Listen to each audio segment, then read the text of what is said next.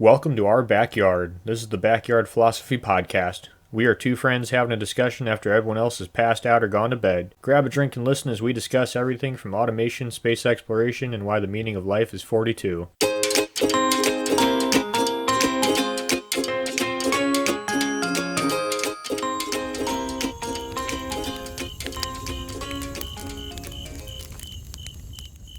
Marriage is like fashion, always changing, and now apparently, like fashion, secondhand is becoming more popular. But before we get into it, Nick, how are you and what are you drinking?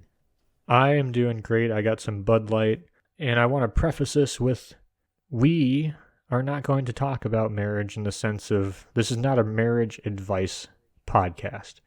This is a what is marriage? Why is marriage a thing? Where did marriage come from? Who is marriage? Who is marriage? And what's the current state of marriage? But before we get too far down the rabbit hole, we're going to start off with evolutionary aspects of marriage and kind of work our way up to modern marriage. Traveling back in time a little bit, about 1.2 billion years ago, that's when scientists think biological sex came into existence. Beforehand, all organisms were asexual, just to split apart or reproduce to whatever they need.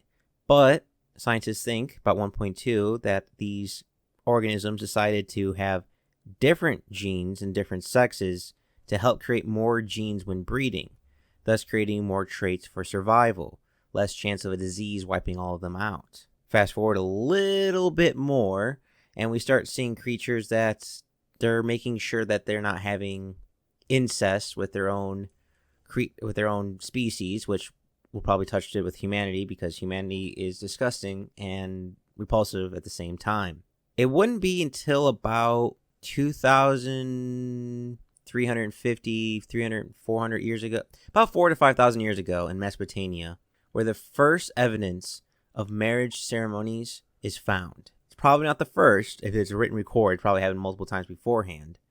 But that was the first tradition and ceremony of it. But in between evolution of bacteria splitting to have different sexes and Mesopotamia, our early humanoid and human ancestors had small tribes. And scientists theorize, and keyword theorize, we have no evidence either or, they just think this is most likely, that early men in these tribes were in a more open sex society, rather than in monogamy that populates most of the earth nowadays. It was more free love, more polyamorous. But scientists think whether it be from jealousy, incest, population increase, or survival, that something very momentum happened in history where we no longer like to share. And we started breaking off into partners for life. And that kind of brings us into early Egypt, and I'm not sure if you want to hop in what the difference is between monogamy and polyamorous. Well, I do want to say that change you're talking about is, I believe, the invention of agriculture. And before we get too far away from the first ancient Egyptian recorded marriage, I saw this meme that was it was two males, two Egyptian. There's a sarcophagus, I believe is the term. But instead of a male and a female buried together, it was two males, and the caption said, "Two males were found buried in a sarcophagus in the same way that a man and woman would be buried as husband and wife." And this is the first official recording of roommates. That's pretty funny. I am happy you brought up Egypt. I think a lot of our traditions in the Western world all stem from Egypt. Like when researching this, I found that in ancient Egypt, the modern marriage in essence is the same in Egypt. So ancient Egypt was the first to develop wedding rings some 3,000 years ago, but I've seen papers that suggest that's even earlier than that. Nick, I don't know about you, but I feel like scientists cannot decide on dates or what happened first or why things happened when it comes to marriage. I think they're all just kind of guessing. I think so too, but I do think, and there's a method to this reasoning. Before we get too far into why I think this and why these people think this, like you said, this is not settled science. This is people throwing out a lot of ideas of how we got here and no real good proof. And the best explanation I saw of this is that and I'm going to butcher this quote, social norms don't form fossils. So we have not a lot of ways to record how people interacted unless it's written down. And if we're trying to figure out how people interacted before they learned to write, it's kind of hard. Bold move, Con. Let's see how that one turns out. And we do a lot of projecting. Well, kind of backtracking a little bit with Egypt, because that was written down, at least some ceremonies, is an Egyptian marriage contract. It was a loose contract that was made, and the bride's family would give a dowry, and the bride would take her belongings to the groom's house, and that was it. They were married. Men, again, now take this with a grain of salt. This part I couldn't verify. Men were not allowed to marry if they could not live on their own. The reason why I say take that with a grain of salt, because I think the average lifespan for ancient Egyptians back then is like 30 to 35. So usually males got married at 15 and females got married at 13. So it seems a little weird that they just already start their own place at 15 and 13. But same with not modern divorce, but if they got divorced, the dowry would have to be given back to the bride's family, which would be quite a common occurrence throughout history. And something I thought was interesting, virginity and pureness wasn't a thing when it came to marriage in early Egyptian culture. Like, you could have sex before marriage and it was completely fine. Like, there wasn't really religion involved in marriage. And we'll get into this later. It is crazy how late the state and church really did get into marriage in, I guess, at least Western cultures. But they're here to stay, so... Ugh, yeah, unfortunately. But in case people don't know, a dowry is the price for a wife. It's an insurance policy, in essence, to keep the daughter safe and and make sure she's treated well. And if they divorce, the husband's supposed to get the dowry back. And on the other side of the same coin, a bride price is when the groom pays for the bride's hand in marriage from her family. So, like, I'm probably going to get killed for this, but I'll give you 3 horses for her hand in marriage. That's kind of a bride's price, and a dowry would be like some jewelry or something like that to sweeten the deal, so to speak. So, getting back to what we think of before kind of the agricultural revolution, we tend to think of kind of more free love, kind of hippies doing polygamy, and what we think is more common was polygyny. I've listened to it 1,000 times. I hope pronouncing it right. And that's just where a man has multiple women under him. It's good to be the king. Yeah, pretty much. Just more like deer and elk, I guess, is kind of what it reminds me of. And the reason is that it's all resource-based.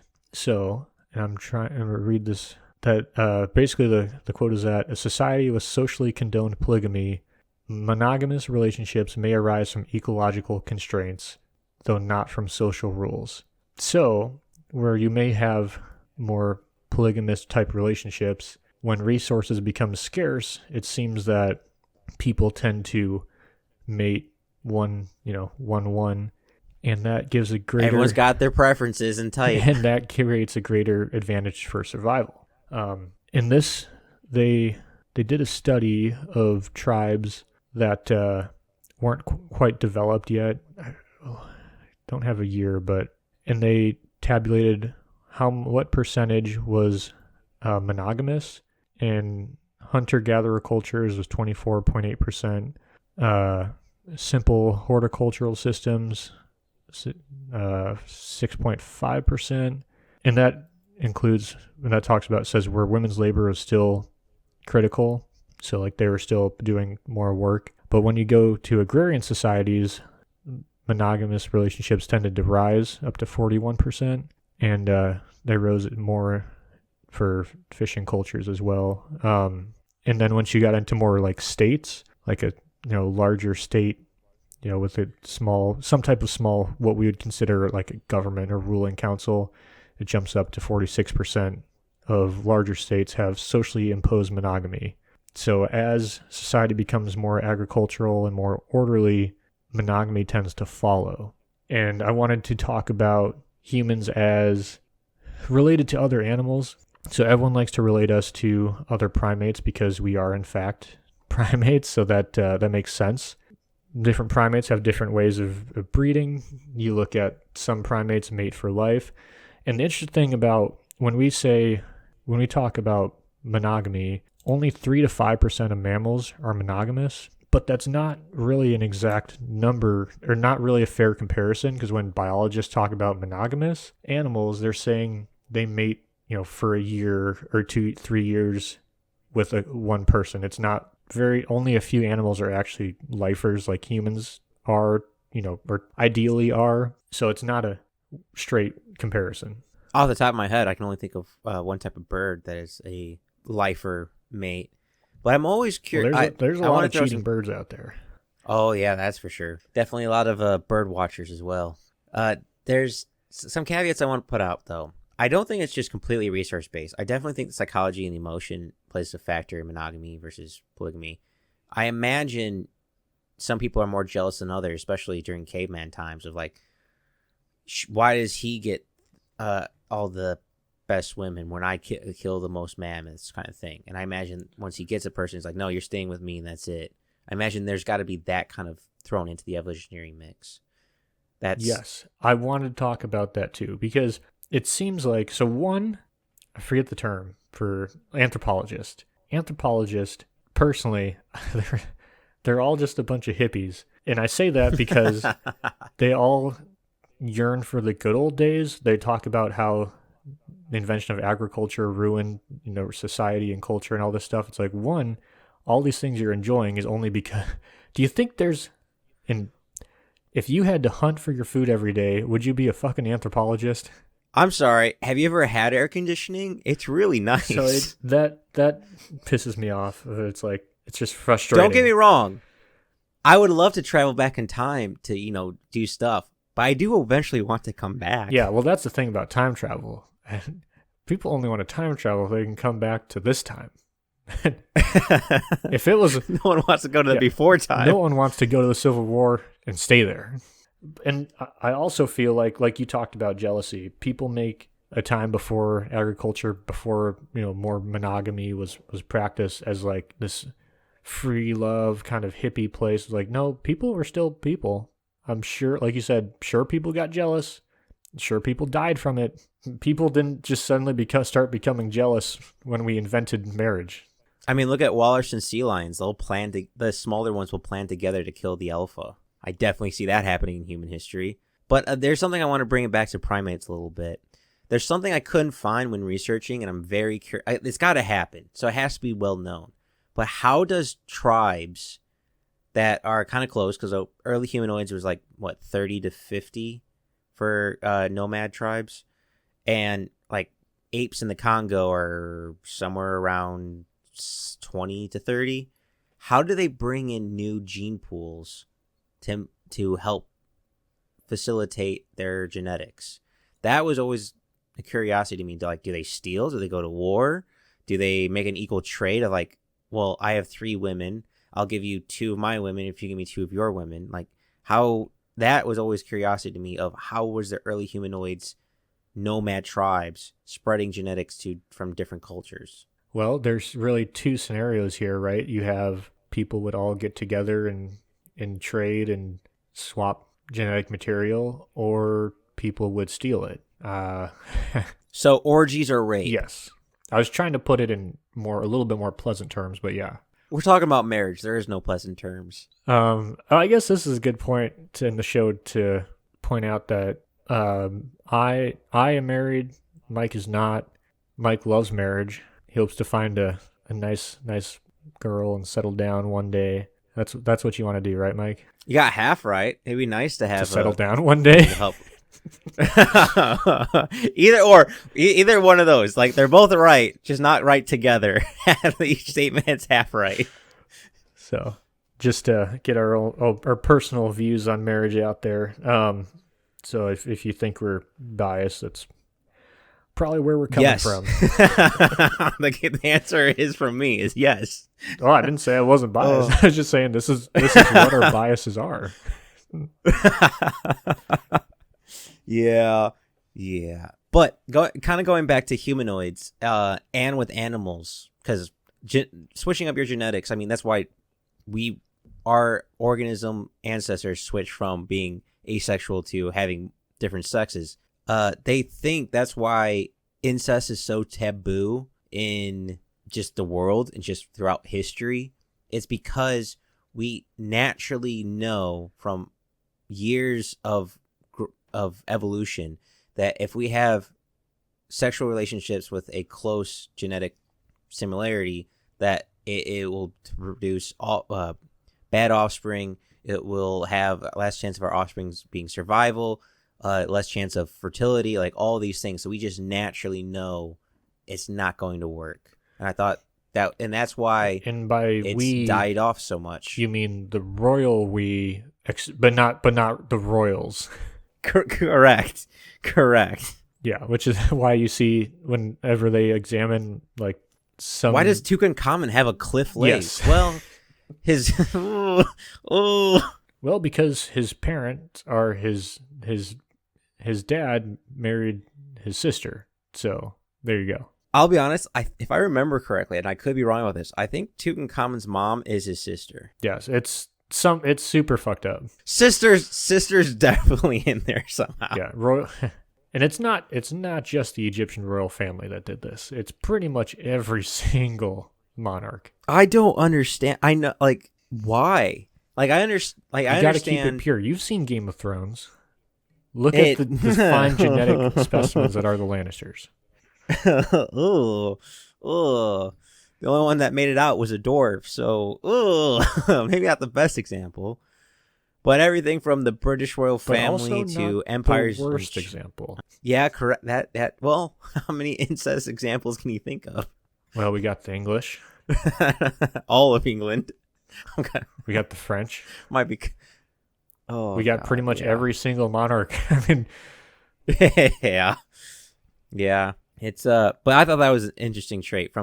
That's why I brought up how do primates and tribes bring in new genetics into their nomadic culture. It's because, well, we know that incest is bad. Now, that being said, it was still pretty common throughout until like the 1950s that marrying your cousin was not that taboo. So did obligatory Alabama joke, or I'm pretty much at the end of the incest jokes.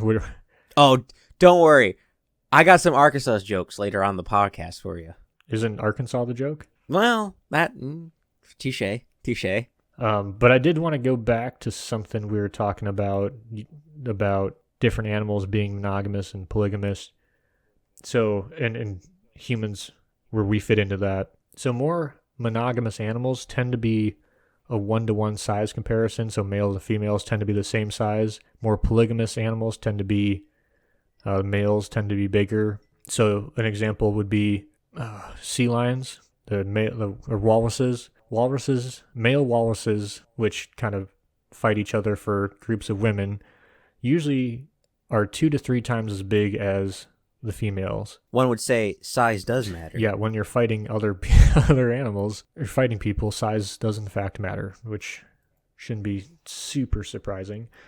So, like I said, 1-to-1 animals, male and female the same size, tend to be monogamous. Humans tend to have like a 1 to 1 point. Women are 1, men are 1.15. So we're very close to each other, but males tend to be bigger, which leads scientists to believe, and again, not completely settled science. People will debate up and down.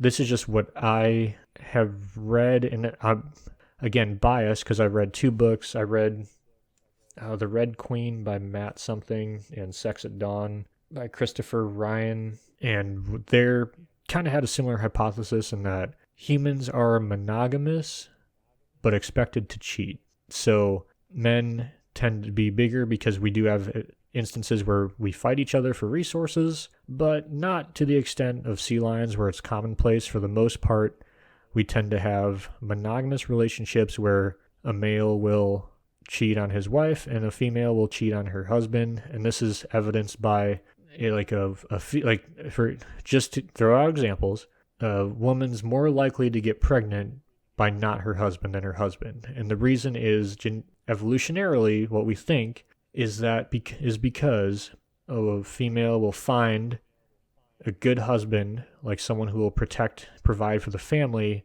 but then find someone who has better genetic material to be the father. So you get the best of both worlds, and vice versa. Whereas, a male is just spreading his genetic material, and he is, spreads it that way. So he's advantaged by having a wife who, helps him out at home, whether that's in our modern era of being at home in, before modern times.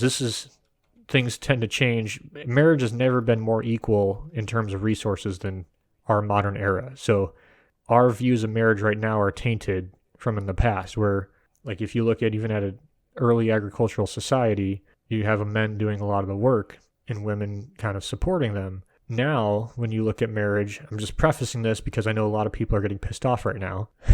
Now, marriage is, like I said, as pissed off as people are about marriage, it's literally never been more equal, with more men and women both having jobs, both working. No one's tied to another person, right? Like, a woman can pick, in the past, a woman could pick a male who has, a good piece of land or whatever. Like, he's not going to become resource poor and find genetic material elsewhere. So this is what scientists kind of think, some scientists think, is why we men tend to be just a little bit bigger, and our societies tend to have this kind of, we have socially imposed monogamy, but there's so many examples of people cheating, and that's kind of what we see in the animal kingdom. Birds do this a lot as well. Birds do this, like, the same exact thing I'm talking about.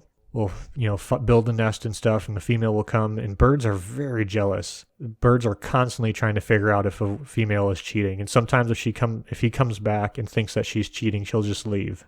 So it's not just humans. This is behavior that's exhibited all over the animal kingdom. So I wanted to say a couple things. The first being, it is very interesting with affairs. I don't remember if I said this in the previous episode, but for men who have an affair, it's more, majority of the time, could it be only once and done. For females, it tends to be a longer thing and a higher chance of breaking off with your mate to continue the affair.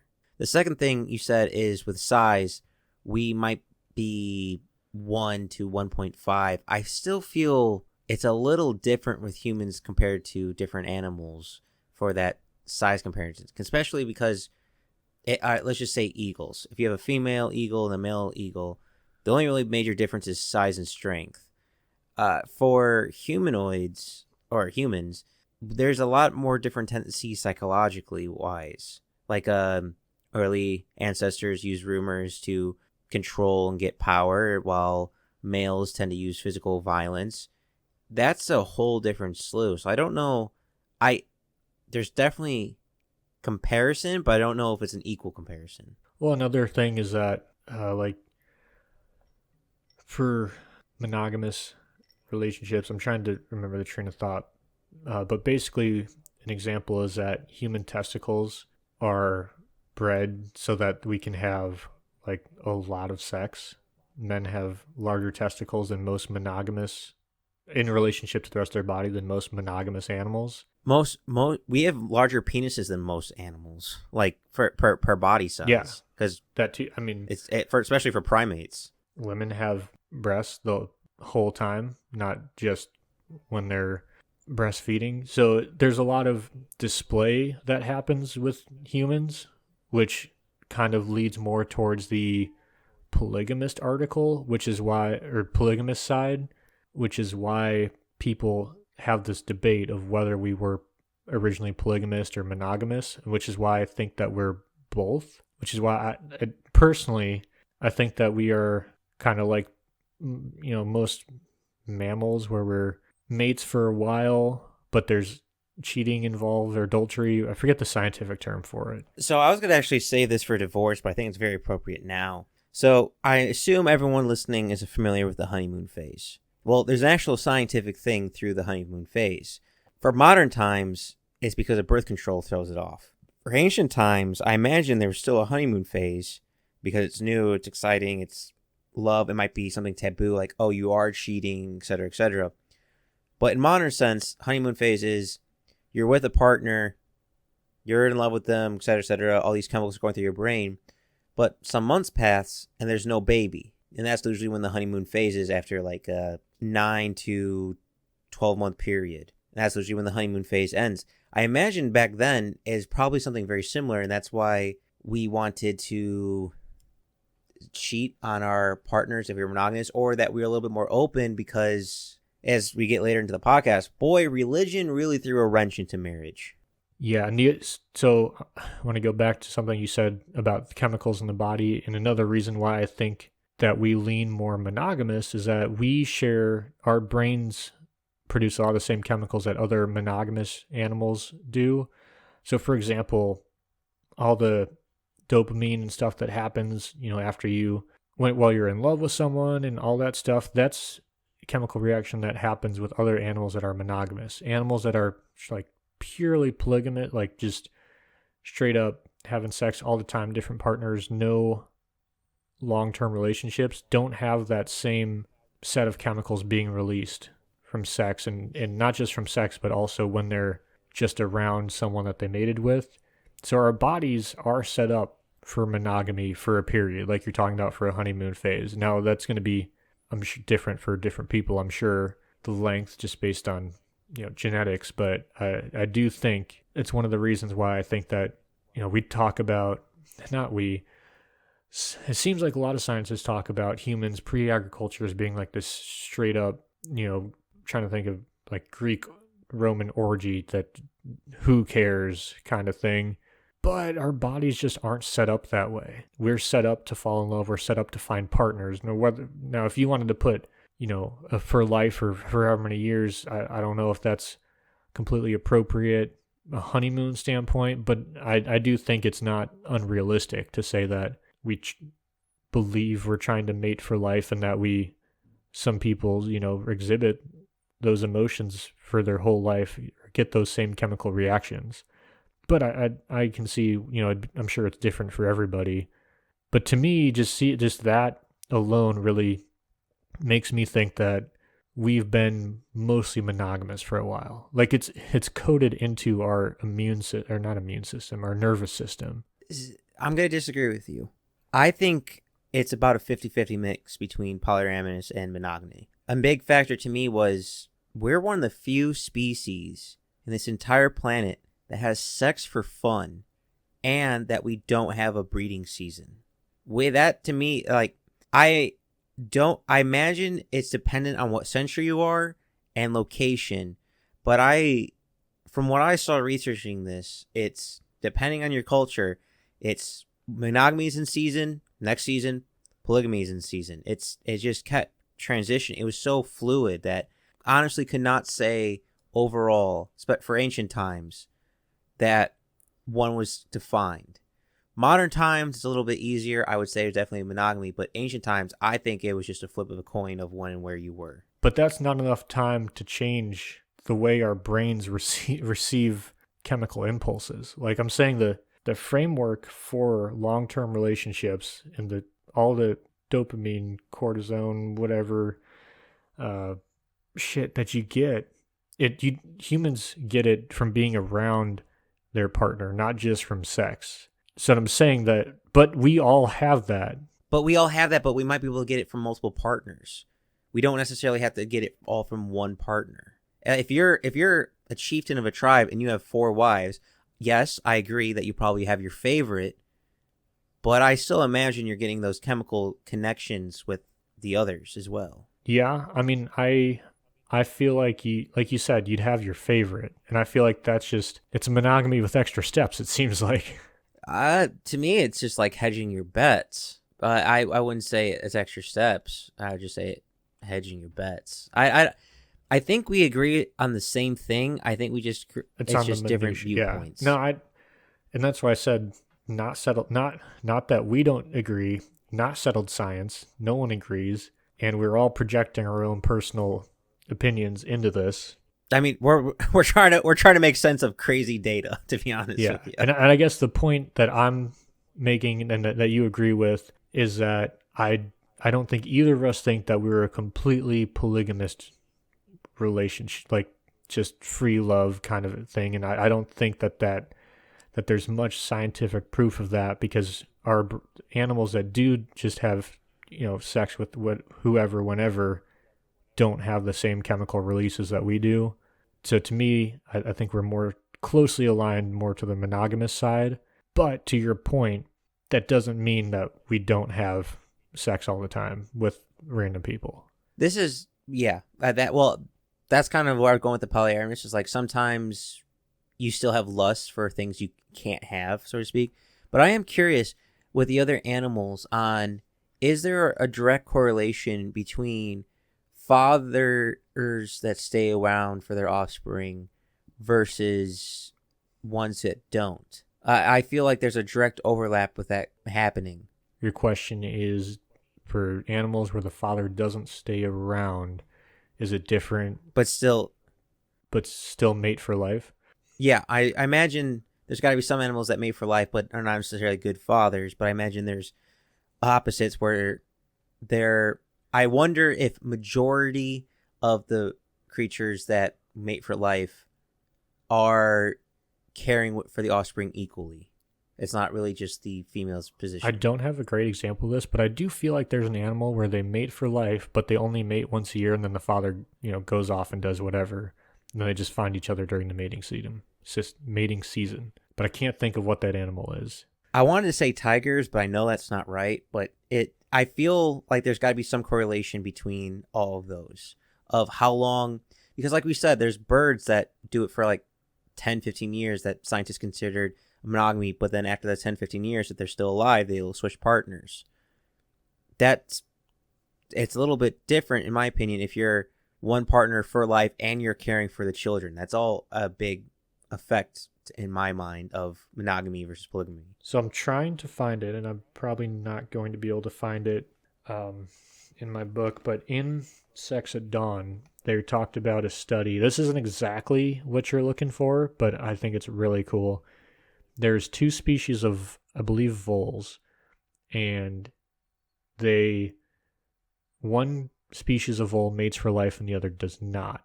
And what's the pleasure? Is that dopamine? Dopamine's like happiness. So I think serotonin, dopamine's like happiness. Okay, yeah. So, and I think it was dopamine, but don't quote me on this. It could have been another chemical that's released. So they took the species of voles that mated for life, and then they had a control group of those species that mated, and then they had this the group they were experimenting on, and they put what we'll say dopamine. I can't remember exactly if that's it. Dopamine blockers in that animal to see if they stopped the drugs, because the voles that mated for life and the voles that didn't, their bodies didn't produce those chemicals, like the happiness chemicals, like the voles that mated for life did. So they used some kind of, medicine to block the dopamine from coming out of the voles that mated for life. And then after that, those voles would mate, but then they'd leave. Whereas the voles that didn't have their, chemical receptors blocked, they mated for life. So it's really like same, very similar genetic, pretty similar species, but once you take away the chemical sensors in the brain, you're no longer mating for life. Like, it was that simple. Well, at the end, to be honest with you, we're able to tweak creatures in ourselves so much. I don't think people realize how pliable we are to play with, along with every other creature. But it makes sense of probably the brain has 2 different parts of its organism. Of one is mating, making sure you spread your genetics as much as possible. Hence why I think probably humans cheat. It's just they necessarily want to get dopamine fixes, which is trying to produce new spouses and such like that. It's just very simple chemicals that kind of make up who we are. So I thought that was really cool, and not exactly pertinent to what we were talking about, but slightly pertinent. Well, something I think is pertinent and kind of bring it around that it's kind of a bridge between the past and present is the age of marriage.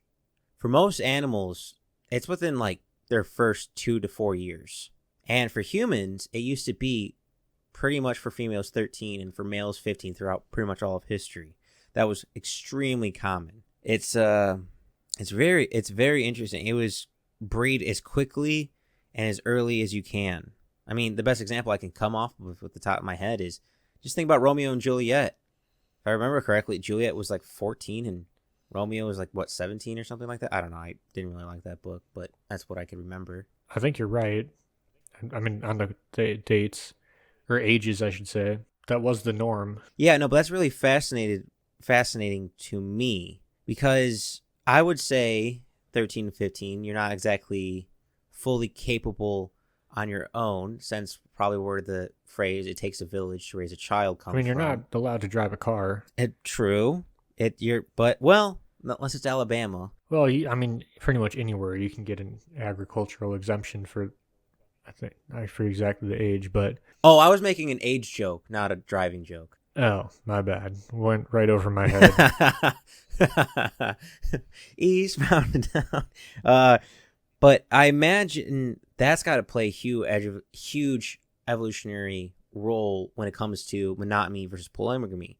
Because imagine all the chemicals you have going through your mind when you're going through puberty. That's got to change so much in evolution-wise. Honestly, this is just very abstract, and I don't know if it's accurate, but I'm just throwing it out there. I wonder if our puberty phase in history was like animals in heat phase. You know, instead of once a year being in the rut or in heat, humans just had like 7 years where they were just raring to go, like 12 to 19, just constantly wanting to breed, constantly wanting to produce offspring and stuff like that. I wonder if that's like our breeding season. For a long time, that was your lifespan. Yeah, well, I mean, what, it was when we were still nomadic, it was like, what, 28 to 35? Or I think that's given it a lot. Like that. I mean, most of the founding, like, royalty not too long ago died at 50. Yeah, but we also used to fucking have lead hats and drink liquid cocaine. And we're better for it. They might have been, honestly. It's not how many miles, but the miles you put in. But that was just I just wanted to point out how in humans, across all cultures, across pretty much every century until maybe the 1970s, 1960s, early teenage marriages were common and breeding happened during those ages. I mean, that's a good point. I never really thought about it. It seems plausible, but haven't looked into it. I mean, this is a pseudoscience that it is. We can throw shit. We can just throw whatever we want. Somehow it's accurate. Okay, this is what's frustrating is we can sit here and talk about this and say this is pseudoscience, but the people who do study this, they're like, no, this is settled, and everyone's saying something different. It's like, have a little self-awareness, right? Like, I had to double my scientific articles I read just to compare the results of each to make sure they were getting the same numbers. Guess what? They were never getting the same numbers. Yeah, well, that's like in and you're gonna hate this. If you say trees, I swear to God. Wildfire. Oh, well, the science enough. on it, it's so variable, and there's so much data, and it's impossible to recreate because it all is different based on fuels, topography, where it is, time of year. That it is very much like a pseudoscience, it feels like, because nothing can be recreated. But the people who study it are very sure, like, when I was studying this in college, were very sure of everything they were saying. But you just look at the papers, and you can easily find something that refutes it because it's so variable, and we just don't have enough volume of data to compare it to, that it all feels like pseudoscience. And everyone in my college, when we were studying this, all the students were we always joked about how much of a pseudoscience it was, but the people who were studying it were like, no, this is settled. But it's not, because we just didn't know enough. It's settled for 3 months. And on the outside looking in, it's very easy to say this is not settled. But I imagine once you're inside it. Once you're inside? Yeah, exactly. Since we're still speaking on pseudoscience, I do want to throw something out here. I have, again, no evidence to back this up. This is just food for thought. I imagine weddings. I again, for obvious reasons, associate weddings with marriage. Who would have thought? I imagine a lot of the beginning marriages before written history was done because of festivals, like, the harvest season, kind of almost religious fertility traditions that just slowly transformed into weddings. That's my best guess on where marriages come from of early history, because every culture has their own ceremonies. It's different depending on what decade, even if it's the same culture. But I imagine, it's early September, you got tons of food. It's just going to have a big orgy party, kind of early polygamous tribes just going at it. Or perhaps maybe early religion, they have fertility god. I mean, think about how many fertility gods. Fertility gods are some of the oldest things ever. Think about a large belly woman with supple breasts, like all the statues created across all cultures.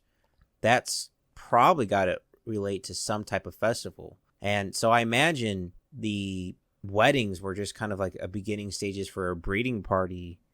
And that's how where marriages and weddings kind of came to be, like a ceremony, like some crossover.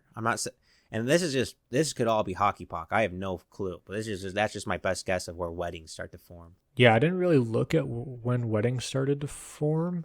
I mean, it seems plausible. And like we talked about, two callbacks here. So one, we already talked a little bit about it, but if you haven't listened to, what do we call it? Human mating system? Human breeding season? Oh, what if humans had a mating season? That's what it's called. Yeah, so what if humans had a mating season, and the Christmas tree one. So the Christmas tree, we talked about how Christmas trees, basically a lot of celebrations happen in winter just because we needed something to celebrate. So yeah, I feel like we just are looking for any example, any reason to have a party. So two people finding love might not be too far off to say, let's just have a party. Yeah, mead and wine gets passed around. All of a sudden, like, hey, let's go have a roll in the hay. But I am very curious. There was no census in ancient times. I wonder if a lot of people had very similar birthdays.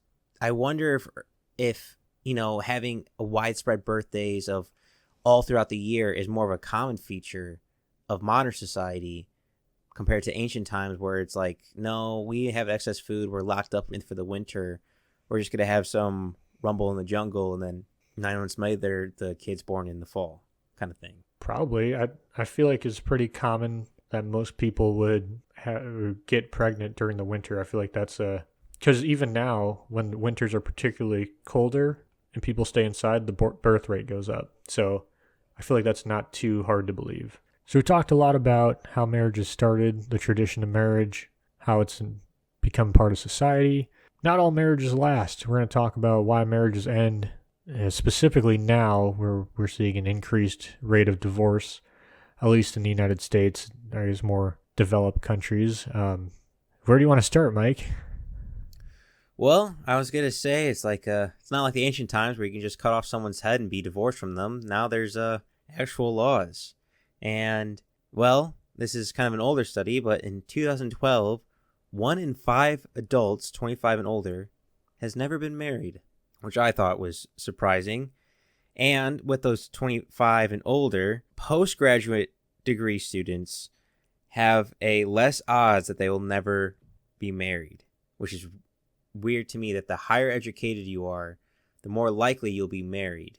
To be honest, I thought it'd be the opposite. Yeah, and I guess we should have started it with this way. When we talk about marriage, we're seeing now a lot of people spend more long-term relationships without getting married.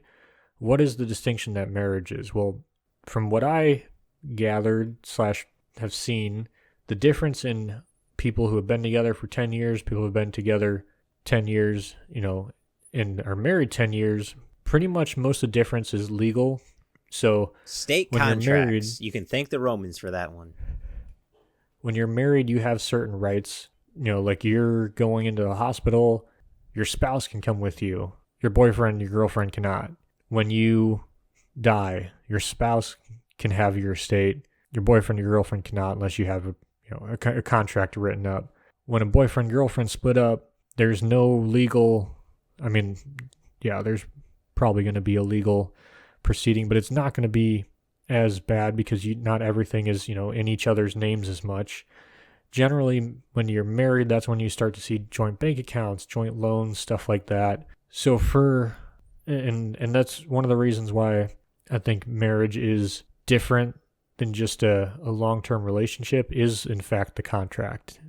Because you're setting up a contract for life, which is becoming not more common, but more prevalent.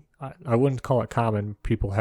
But you're seeing examples of people doing marriage contracts, like legitimate contracts, for 5 years with expiration date, and are going to split, money X amount or however at the end of 5 years with an option to renew. I don't think that's very common, but I've seen a few examples of it. I don't know, kind of interesting, but I don't think that to me qualifies as like a marriage. That's like a lease on marriage. I still think it counts as marriage. Honestly, I think I do agree with your definition though. It's marriage, thanks to the Romans and religious organizations, boils down to it's a contract for a life partner. It's the contract is the key word. And death and taxes, Uncle Sam's going to have a say in who you marry, not marry, and all throughout history, whether you're the Roman Catholic Church or if you're, I don't know, a Chinese dictatorship, you always get to choose who can get married, not get married. But yeah, I completely agree that marriage it boils down to contract and paperwork. And this is kind of left field, Nick. How much, from a person who's never been married, I am so far that 1 in 25 adults, 1 in 5 adults, how much paperwork is there before getting married, like to sign and stuff? Pretty much none. I mean, it's more paperwork to buy a house, more paperwork to purchase a car, more paperwork to sign up for healthcare, more paperwork to start a new job. Literally, it's like 2 pieces of paper. Boy, that makes me hate on how much those 2 pieces of paper, how much power they have when making decisions. I mean, it's not, because the idea, it's not written, I don't, like, so I guess from someone who's been married, I say that like I'm no longer married, but I'm still married. What's his name? The paperwork is only for the state. The contract is between the 2 people. That's what your vows are for. And so the paperwork is mostly just to let the state know that you've entered this agreement with this person. And not that we set up like different financial systems in writing, but the contract between me and my wife was between me and her. The state is just recording that we entered into a marriage contract, right? Well, that's actually dependent on state, country, and time in history. That varies quite a bit with multiple variables. Yeah, I'm sure. But to me, that's the way I felt when I got married. Because really, really what we did was we applied for a marriage license, and then we signed our marriage certificate. Wait, what do you mean? Wait, sorry, everyone listening. You have to apply to get married? Yeah, you have to send in, so you have to apply to get your marriage license or certificate. So you send in, like, to the county, the state that you're getting married in. I don't know, it might not be different I got married in Alaska, which isn't the state I reside in, so I had to have the paperwork. We had to submit it a certain amount of times before we were there so that we would have it when we were there. Because I think there's like a waiting period in most states. You can't just get married the same day. So you apply, you send in like your request for marriage certificate or whatever they want to call it. And then they mail you the certificate, and then it's signed by the person who officiates it. And then the witnesses, the people who were there, and then you send it back to the state, and they send you back the official certificate for legal purposes. 1, this is all new information to me. Again, I didn't research into how one gets married. 2, I wonder how much Las Vegas has to deal with you can't get married within like a 24-hour period. Well, I think that's different in Vegas. What happens in Vegas stays in Vegas. No, there's certain states where you can apply and get a marriage license the same day. I'm sure Nevada is one of them. Alaska is not. So I've only been married once. I'm still married. So I only have one data point. It's one But more from than what I me. do know, and my wife did most of the paperwork, so I mean, yeah, Smile and nod, boys. Smile and nod. exactly. Well, something I thought was interesting from the U.S. census in 2019. So this is all pre-COVID. Keep this in mind. Wyoming has the highest marriage rate, which I thought was surprising. Delaware has the lowest. I never thought about it, but as soon as I read it, I'm like, that kind of makes sense. For divorce, D.C. That doesn't really make sense to me. I would think colder places would have higher marriage rates. Well, I'm thinking Delaware has the lowest rate because how small their population is. Okay, yeah, no, that does make sense. For divorce, D.C. has the lowest rate, which I was surprised. I wonder if that has to do with education and professionalism with D.C. And guess who? I find this hilarious. For divorce, the state that has the highest divorce rate is Arkansas. So I guess when you take that test and find out it's your sister, you want to break up as soon as you can. There it is. I can't help myself. I like dumb jokes. But yeah, it was extremely interesting to me to see the studies that the divorce rate with your education. The higher educated you are, the less likely you are to be divorced, and the more likely you are to be married. Now, with this, at least the research I came across, it's not so much prevalent in women versus like a high school degree versus postgraduate, but it is more prevalent in men, which is weird because you would think it'd be about a 50-50, like whatever happens to one side happens to the other. But for the people not married or divorced tend to be male rather than female. I'm just thinking about all of my friends who are mostly male, and yeah, that checks out. I know a lot more guys who aren't married than girls who aren't married, but that could be because I am a married guy who hangs out with other married people, and I don't just have a lot of girlfriends. So, well, I would certainly hope not. You're in a monogamous relationship. I also don't work in an industry with a lot of women, so. Yeah, you're telling me. But something also I thought was really interesting. So, like we said, divorce rate is growing in the United States, which I'll want to touch back on in a bit. But something I thought was really interesting is studies show that if you get a divorce, the chances of you getting another divorce again significantly increase. And since we're talking about I just want to throw this tidbit information out there because I thought it was interesting. Since we're talking about industries and, what we see and what we don't see, for both history, modern history, so 20th century, 21st, and 21st century, and modern times, there's been always an age preference. According to the data by a Conray Beam, men prefer younger women, on average 2 to 4 years younger than them, while women tend to want men 3 to 4 years older than them. So that kind of still fits in with the early stages in human evolution of 13 and 15. It's just now that we pushed up, what's the average age for getting married pre-COVID? It's like 28, 29. I thought it was younger, but I don't have the number in front of me. Let's see if I can find it. I'm pretty sure it's 28, somewhere around there, which it's just, again, this is all pre-COVID information. I can't imagine how much that has changed, but it's just weird.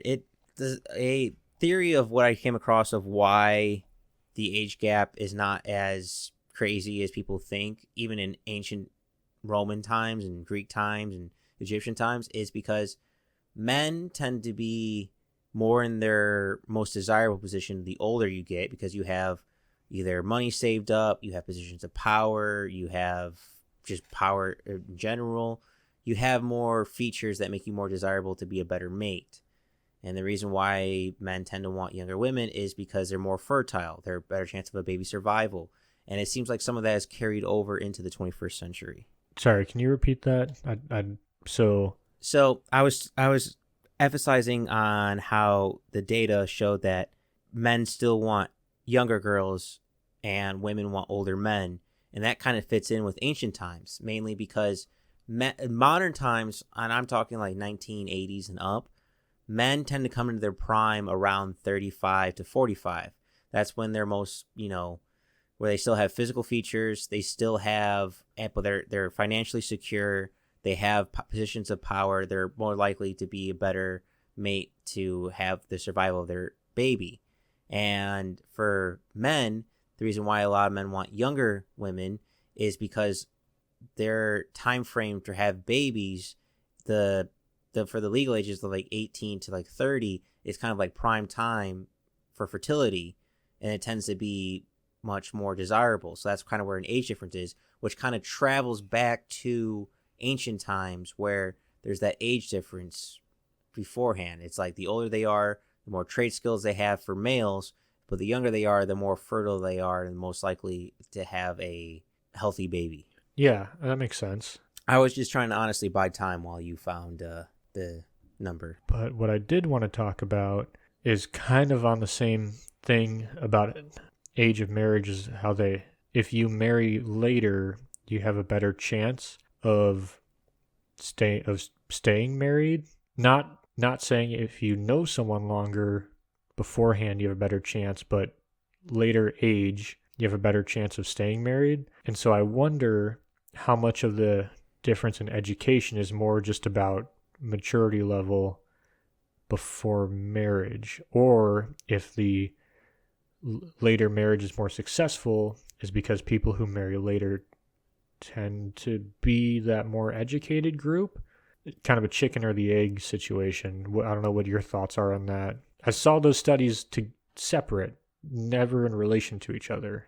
I agree with you. I think it's both column A and column B. I think it's multiple. It's a multivariable situation. I think it's when you wait to have more resources to have a baby, it's most likely the marriage gets survived because you're less stressful. Again, the longer you wait, usually on average, the less children you have, which is just a feature of, and that kind of ties in with education, just a feature of like, we don't need as many kids. We'll focus more of our resources on 1 or 2 rather than 7. Again, we also now have babies for different reasons. Back in ancient times, it was literally just we need numbers for labor, and now it's more like we want children. It became less of a necessity and more of a want, but that biological drive is still in us. And I also agree with the whole age thing of, your frontal lobe, no, not your frontal lobe. Your brain doesn't stop developing until you're like 25 or 26 for most adults. So if you're waiting just a few more years, your critical thinking goes up, you're making better decisions, you're more financially stable, you can kind of see your prospects of your mate. Because let's be honest, Nick, 10 years ago when we were both 17 and 18, we were completely different humans. I was dating my wife at my future wife at the time. All right, touche. But I would still say that who we were when we were 17 and 18 is still very different than who we are now. We've changed, we evolved, we've matured. So we get to, when we have a different mindset and be a little bit more solidified on who we are, we can kind of choose the more correct mate. And yes, your situation is a little bit different, but I'd say right. It's not super common situation. I get it. For context, I married my high school girlfriend. We've been together almost 9 years now. We've only been married for 2 years. Anyway, something that I don't know if you saw, that divorce is more common in lower income brackets. And the reason that I saw for that is, what do people fight about mostly? Money. Across all, not separate studies, I saw that divorce was more common among lower income, but I also saw that, like, what are people fighting about? Like, mostly people are fighting about money. And so when you're resource scarce, that's a more stressful situation to be married in than to be, if you're not worried about finances all the time, it's a lot easier to get along with someone when you're not having to make tough decisions.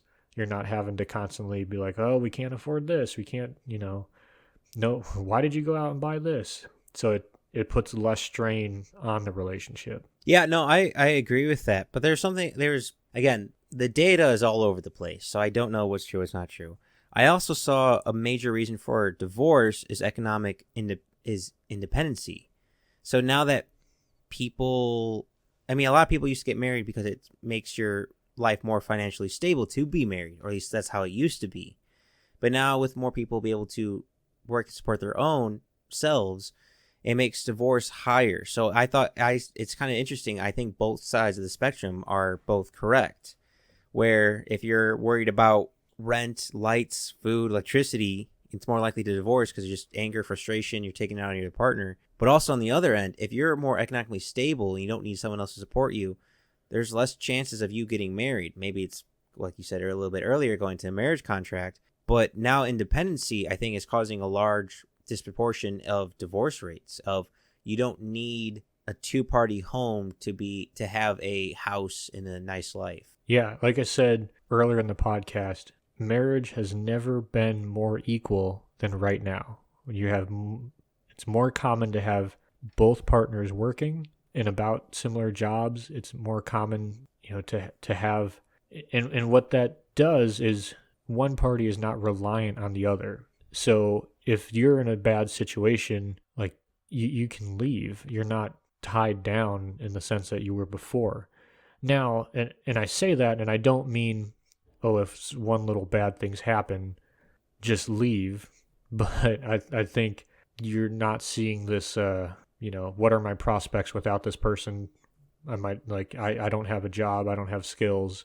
That's not as common. It's more common to have both partners working. So it's an interesting time. I don't think marriage has been like this for a long time. No, I don't think it has. I don't think it's ever been like this.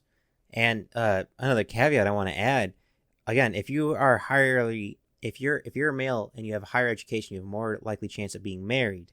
But with recent times, not even just recent times, just the past couple of decades, higher education in males has significantly been decreasing. And I wonder if that has a factor in the divorce rates.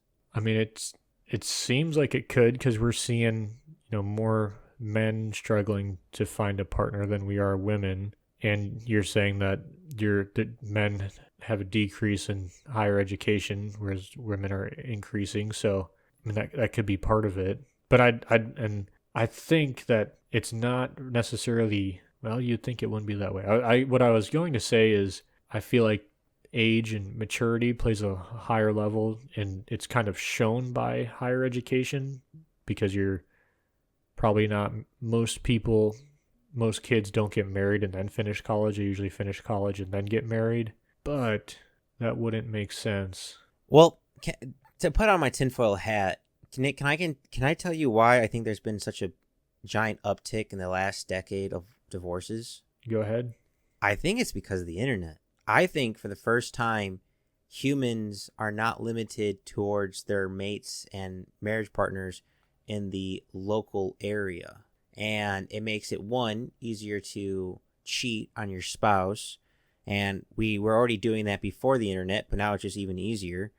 And two, I think it's kind of like one in the hand versus two in the bush scenario, where you keep wanting to postpone marriage until you find that absolute perfect partner, even though the imperfects make the person perfect. I think the internet, just having such a worldwide connection makes us overwhelmed with our choices, like too many choices kind of scenario. So I imagine if like you're married and you've been married for like... So it's like, what's the song? The Pina Colada song? Getting caught in the rain. But it's not your partner that you meet. Yeah, I mean, just imagine someone right now has been married for 5 years, and either the husband or wife, or husband or wife, blah blah blah blah blah. They're scrolling through like Instagram or Snapchat or YouTube or something like that, and they just see some really hot person, and then that leads into a fight. Or a really hot person, they think, oh, maybe I should. Oh man, I wish my partner looked like this. Or oh man, ever since getting married, my partner's put on weight, or stuff like that. I imagine that's got to be a big factor of always seeing the grass is greener on the other side. Yeah, I can't believe I didn't even look at any of that. Well, in your defense, you are married, but you don't have social media, so this doesn't apply to you. Fair enough. Yeah, I mean, that's got to be it's never been easier to meet someone. I mean, Or look at there's literally apps for affairs. yeah, I That's was just kind of gonna huge. literally was gonna say, look at Hey, Ashley same Madison way. Now, Nick, how do you know the name? because it was in the news all over the place when Touche, it got leaked. touche. Yeah, but I just imagine having quite literally billions of potential mates at your fingertips has got to change of do you want to stay with your partner or not. That's why I feel like earlier when you were saying evolutionary wise that we just keep going out of monogamy to polygamy just depending on what time and era. I think we're seeing a switch from monogamy to polygamy. I mean, I don't think we're gonna have like free love like Woodstock kind of style. I'm thinking it's just gonna be kind of normal to be like casually be dating multiple partners or to only be like in a relationship for 5 years and constantly move on. I can see that happening very easily, and I think we're just in another shift from monogamy to polygamy. Yeah, I mean, I think our whole culture is in a state of moving around. I mean, not just marriage. So, like the generation before us, because we are what are we? Millennials. We're millennials. The generation before us used to stay at their jobs for their careers. Like moving jobs wasn't Yeah, you'd have like as common. 2 jobs, 3 jobs your entire life. Like in both, like 2 early ones in like high school and then your trade school and then like your main job. That was like your life. And so, and now just with the availability of jobs and seeing what's out there, people are like, oh, that new job looks pretty nice. They're going to pay me more. I'm going to go over there. Whoa, I'm not going to be working like, 100 hours a week? Whoa. And yeah, I think to your point, they probably, social media is the same way, looking for, a new mate, just like a new job. Don't think it plays out the same. It's definitely a lot messier, but I do think that for a culture that really doesn't like change, we transition a lot. Like the groaning when a new phone comes out and it's got different features and all this stuff. We hate every single thing that changes, but we're constantly buying, the new version. We're changing jobs left and right. There's a term for what's going on right now where people are switching jobs so often.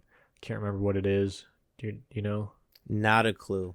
But I think, and this is just from the married perspective, I think that's not. I think that there's. Okay, so there's 2 things going on from someone who's married when I see like my friends get married. One, and I say friends as a loose term of people who I know who are on social media. One, I see people get married after like a month and then they get divorced like, in a year, and everyone's like, what? How could this happen? It's like, what? Well, we could tell you that relationship was heading for disaster. I think people are getting married earlier because I think that the price of housing and shit like that, it makes more sense to have a 2-income household. So yeah, we're turning into England. Yeah, so I think you need to be partners with someone to just, live in today's day and age. And like you said, it doesn't work out, so you get divorced. And personally, to me, I just, and this is where it's tough, right? It's like, I'm not saying you need to stay in a shitty relationship, but at the same time, I don't think if everyone knows it's going to end in flames, it's like, why? Love is blind, my friend. Love is blind. It just feels like it's cheapening like what a marriage that is, supposed to be. Like it's turning it more from a life contract to just like you're talking about a 3-year contract. And I feel like we should have different terms for that. Like I'm totally fine if someone wants to have like a 3-year contract, like, hey, it's expensive as shit. We get along really well. I know I'm not going to spend the rest of my life with you. You know you're not going to spend the rest of my life with me. Let's just see where this goes with an option to renew. Cool, that makes sense. Don't know if marriage is the right term, but I don't know. It's so frustrating. I'm not even, people, this sounds like a religious argument for the sanctimony of marriage, but it's just, me and my wife aren't particularly religious, but it is a binding contract that we made to each other, verbal contract, partnership. And it's like, it is just between us. So I guess it really shouldn't matter what other people are doing. But it's just like, what are you doing? Like, what are you doing with your fucking life? Like, I don't know. It's just, if you're doing it for tax purposes, like, fuck, fuck the man. I get it. But it just seems like it's so, I don't know. It's just we all know someone who married someone after like a month, and then everyone's surprised when they get divorced a year later. It's like, how did you not see this coming? Yeah, that's when I feel like Captain Obvious there. But I do agree with you. I think all these divorce rates, because I think divorce rate is above 65%, if I remember correctly, for here in the United States at least. It does feel like it cheapens the word, or at the very least, subsidizes the market. It feels like you put so much time in. I'm comparing it to what I know. It's like you build out your house, you make your lawn look nice, you do all this, and someone else moves in your neighborhood and they literally have a car on cinder blocks and crabgrass growing. It's like, what the fuck, man? It's like we both are homeowners.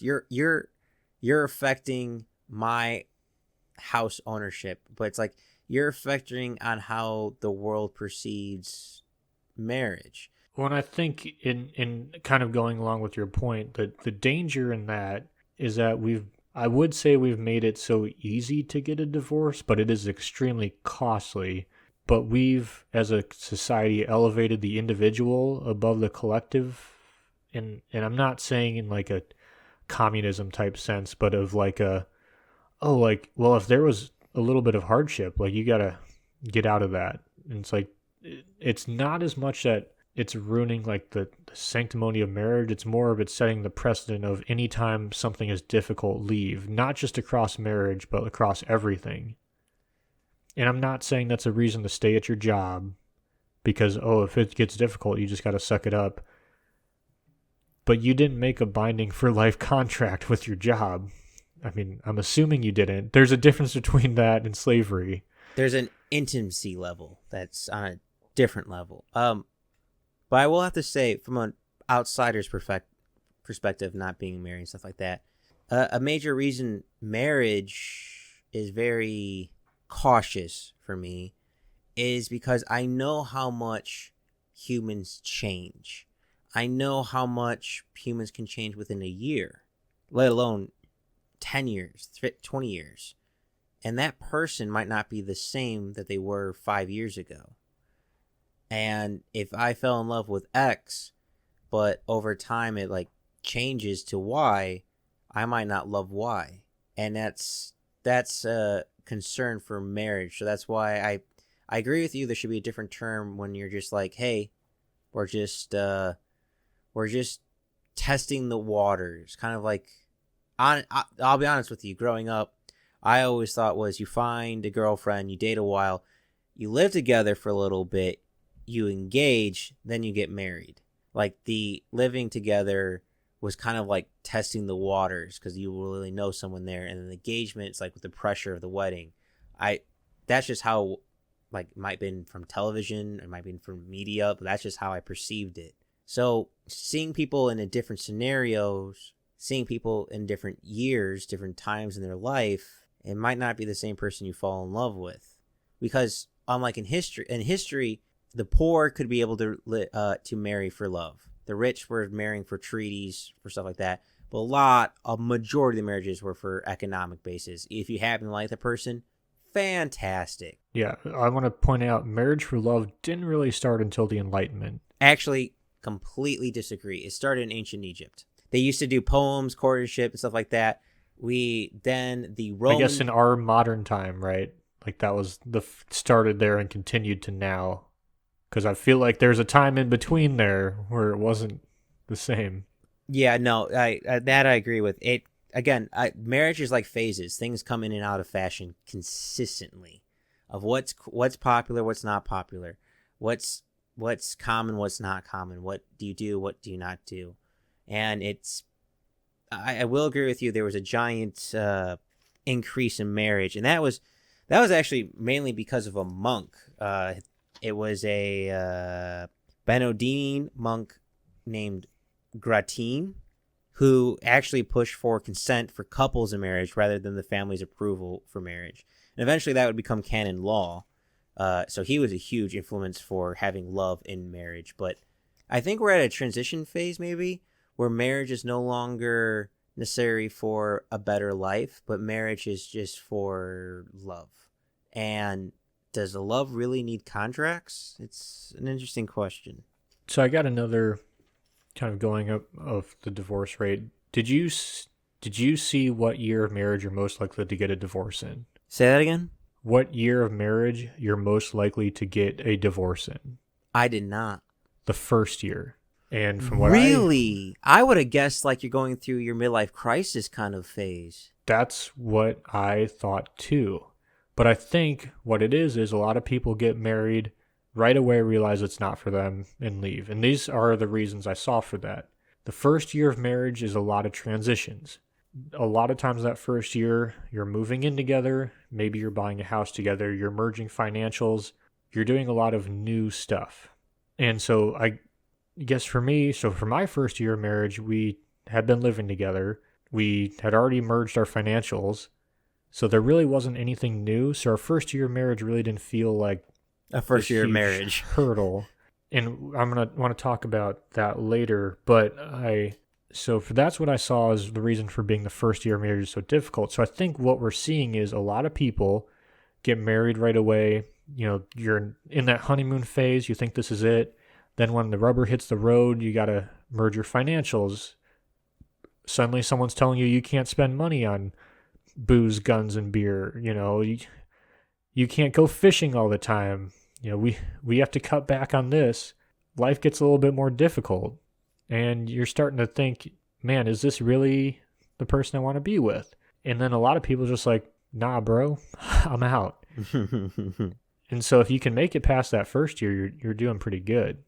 Statistically, you're pretty much, you know, you're not in the clear, but that's when a lot of people get divorced. That's why very quickly I went from, oh, a lot of my friends are getting married to, oh yeah, a lot of my friends are getting divorced.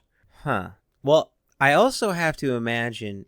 All right, so stick with me. This is another kind of tinfoil hat, kind of going off what you did. I imagine divorce has to do a lot with having kids and not having kids. So in the 1950s, it was quite common. You get married and you probably have kids within the first year or two of getting married. Well, once you have kids, you're in a long-term commitment.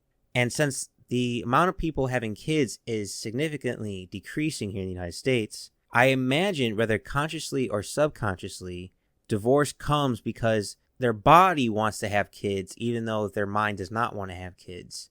And that friction of not having children, or that friction or being frictionless of not having children in a relationship, changes the dynamic of divorcing versus not divorcing. Like, I imagine a lot of people stuck through shitty marriages simply for their kids. But now that people are waiting longer to have kids, it allows you more free time to leave a relationship or not, and vice versa. Because people are not having kids, they consciously or subconsciously want to have kids, and because they have that void in their life of not being able to breed and pass off their genetics, they create a divorce because of anguish, because of something they crave but do not have. Yeah, I never really thought about that. I mean, obviously, yes, everyone's familiar with people staying together for the kids. There was one couple who did a contract, like you're talking about, did a legal contract of marriage for, you know, how until their kids graduated. Like, it was open-ended to whatever date they graduated high school. I was like, that, it seems cold-hearted. Right. Like, it seems like, I understand having like a 5-year contract and, you know, seeing where it goes from there. But I feel like once you get kids involved and you're planning on splitting up, like, that just seems a little bit fucked up to me. Yeah, I don't know how the planned divorce or the planned contract would affect child development. Because I imagine if you have a contract saying we're just going to do 5 years, someone might have a kid from a previous marriage. You might have a kid during that 5 years. I'm just wondering how that affects the contract. I wonder how that affects child development as well. I also wonder how polygamy affects child development. Because I know it takes a village to raise a child, but if it's a non-consistent village, I wonder how that affects as well. yeah, that seems like another podcast for another time. But speaking of the first year of marriage, or something more philosophical, I guess I wanted to talk to you about marriage. So we were talking about how the first year is the hardest. And a lot of that is transitions. You're doing a lot of new stuff with your new spouse. And I was having a discussion with one of my friends about marriage. He's more religious than I am, but we were both talking about things you do before, you're not supposed to do before marriage. And one of those things is move in together. And his idea is that, and I say he's religious, but he came from a religious background, but it's not like he went to church or anything. I'm just saying that this is, kind of what he's drawing on the lessons of the church. And part of the reason that you don't move in with someone is that, it's like I talked about with my wife, our first year of marriage didn't really feel like, a first year of marriage, because we were already doing all the things. So you're supposed to save some of those things, right? You're not supposed to move in together, not supposed to have sex. You're not supposed to merge your financials until after marriage, so that marriage seems, or not seems, but is a greater life-changing event than just saying vows to each other. If I can add a caveat point here, that also depends heavily on what religion you are.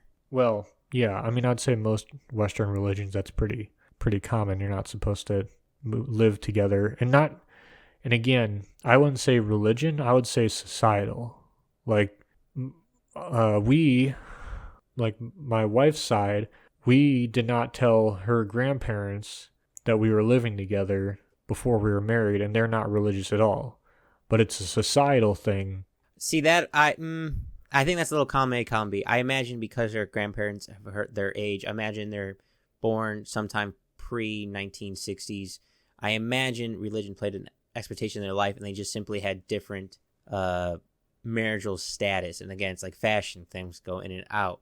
For me, it's but my grandparents knew we were living together, and they were like a little bit younger, but my grandma was religious growing up, so I feel like it's not a perfect comparison. Well, and like I said, when anthropologists talk about marriage, they use the term societal influence monogamy, and that a lot of times society forces monogamy for a lot of times resource-based reasons, but there's a lot of societal influence that goes into it. A lot of times that takes the form of religion, but I still think it's a societal rule. And I think that I'm saying there could be a lesson in there about, ignore the religion thing and just say, I guess the question is, I kind of think there's some valid lessons in saving some things till after marriage, whether that be moving in together, merging your financials,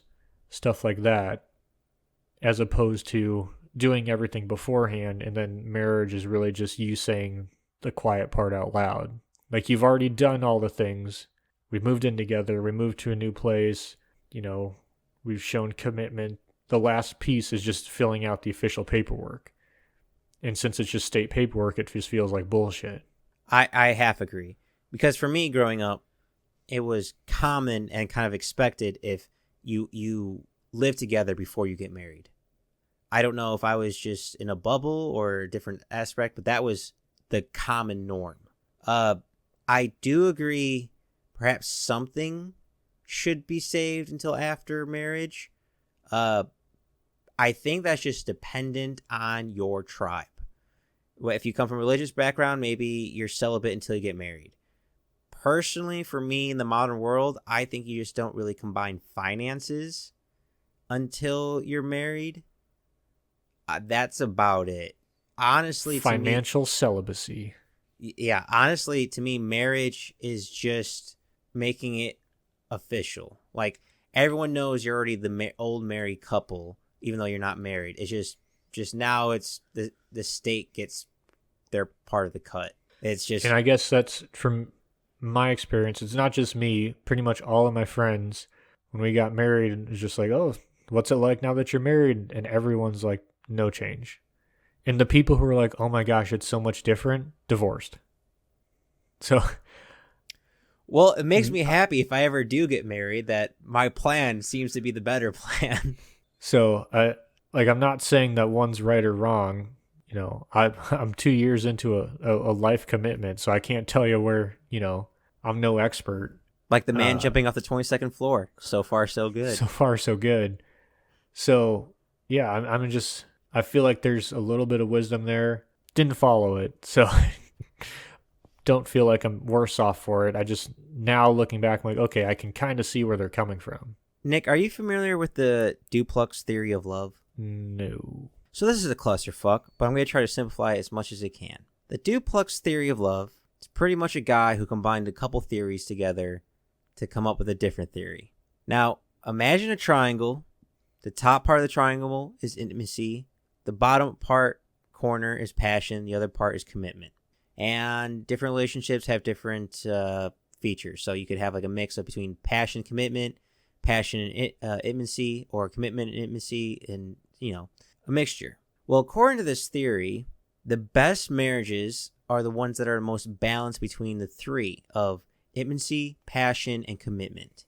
And it feels very, I don't know, this triangle of love. It's not a love triangle, but it seems dumb to me, but also not dumb at the same time. Like, to me, it makes sense that there's different types of love and different types of marriages.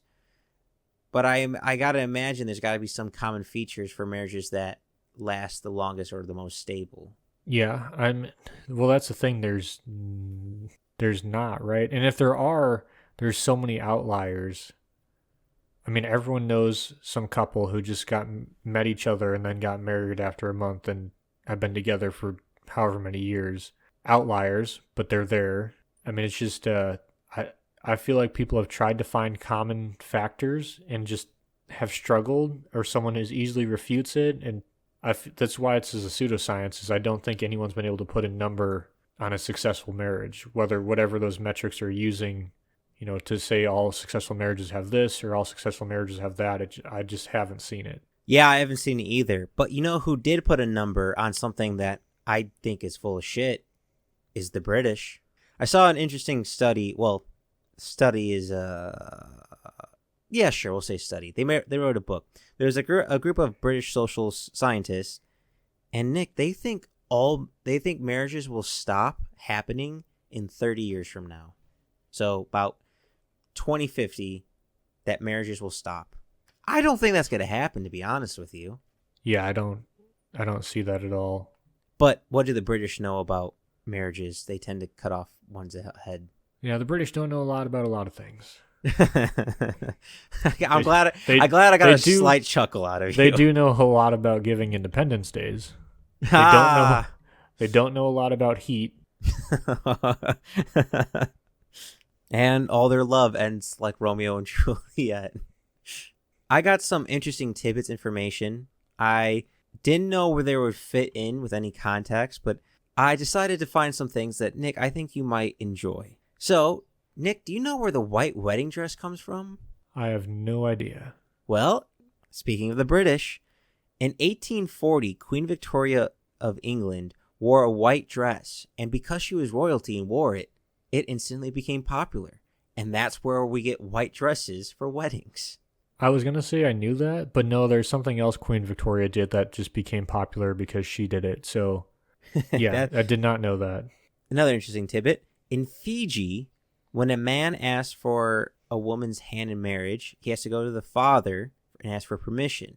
And when he goes to ask the father, he must present a whale's tooth while doing so. That's pretty cool. Pretty good dowry. In China, they have bridesmaids, which now has turned into a whole business of professional bridesmaids, and you'll understand why they're professional bridesmaids for a reason. In China, there's a thing called bridesmaids blockage. So the bridesmaids block the groom from doing the venue, and he must prove his love and get by them. Well, it used to be, the groom must dance, he must sing. He's usually somewhat humiliating himself to prove his love. Well, occasionally it turns violent. Occasionally he has to fight his way through the bridesmaids blockage. And in recent years, some people got fucked up. So it created a new business, a professional bridesmaids blockage, which these are professional women who are able to fight if the groomsman tries to do anything. So they're trying, They're defensive linemen. Right. To keep the groom from the wedding? What's the point of all this? Yeah. To stop the marriage? I don't get it. To make sure the groom really loves the bride and is willing to fight. So he's got to beat up a bunch of chicks to prove that he loves his wife? That's what's kind of turned into. It used to be him just kind of humiliate himself and make himself have humility. But now it's kind of turned violent in some regions. And the last one, Nick, that I saved just for you. This is a Germany tradition, which I don't know if it still exists, but it used to be a thing where couple, before they got married during the ceremony, they had to saw a log together to prove that they were a team. And I saw tree, I saw cutting log, and I saw marriage. And I'm like, well, that's Nick. Those are two of my favorite things. Trees and marriage. I definitely should have sounded more energetic saying that. Very condescending. That's fine. I got what you're saying. And there's no way a divorce lawyer will ever use this against you. Well, I let my wife do all the financials, so if we get divorced, I'm fucked anyway. But there is a lot to talk about marriage. We will definitely be covering stuff in ancient traditions, stuff like that. We kind of just wanted to talk about evolutionary and divorces. But, Nick, this is like real marriage. Talking about marriage is a clusterfuck. Yeah, well, it's a lot easier to talk to your friend about marriage than it is to talk to your wife about marriage. So that's a theme that's not going to go away. That's why marriage is hard. I have to say this because I haven't said it yet. I do, in fact, love my wife. As a gun's pointed to your head. There's 0% chance she's going to hear this, but if I had talked for almost 2 hours about marriage and did not say it once, I feel like bad things could happen. So I just wanted to throw that out there. I didn't bring it up because we pretty much just talked about male penis size and, and how that relates to how people have sex. So, maybe not the best time to say I love you. It's never a good time, I guess, is the message there. But before we get out of here, Mike, what are you reading? And have you made any progress? Well, if you must know, I am reading a new book. I am reading Extreme Ownership by Jocko Willink. I have yet to start it. It is sitting in front of me, but I have started a new book. What about you, Nick? I have also started a new book. Very dry. Ooh. Resource Allocation in Conifers. And it's about stress and how trees choose to use their nutrients. That book just gave me stress. I don't think I want to read it. I'm super excited about it. I'm here for it. And you're going to hear about it later because I'm going to have some great minis for you. So be fucking ready. Thank God I have the rum. And lastly, I have a question for all our audience listening. If you made it this far, bravo, I like you. What's the weirdest wedding tradition or wedding story you've ever heard? That one I'd be really curious about. There's got to be great ones out there. And Nick, where can they tell us their stories and history? Well, you can hit us up on Instagram or Reddit. And if you're saying weird shit, you can also drop the worst proposal you've ever seen. Because I think that'd be a good funny one. So, yeah. Thanks for listening.